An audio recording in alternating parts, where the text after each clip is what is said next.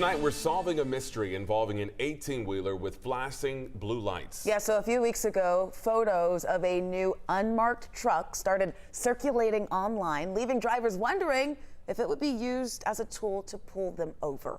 Well, our Teresa Bowles shows us exactly what Georgia State troopers will be using this vehicle for.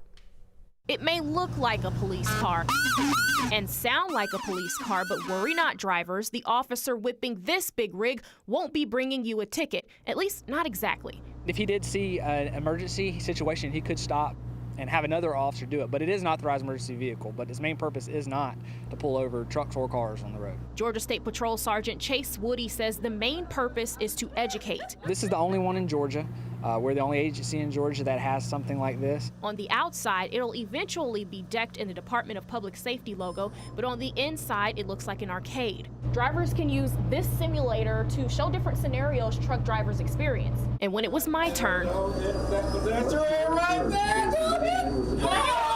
Sergeant Eric Burns says I could have racked up a vehicular homicide charge if this were real. Our aim is to actually go to the schools around Georgia and get the teens to come in and try out the simulators to teach them good driving behaviors before they learn bad ones. And the simulator lets people see how their actions behind the wheel of a car can impact truck drivers by putting you through different scenarios to throw you off, like being cut off, bad weather, following too closely, and distracted driving. We also put them actually in an 18-wheeler, and we make the simulator do some annoying things. And Sergeant Woody says taxpayers aren't footing the bill. We did receive it through a grant.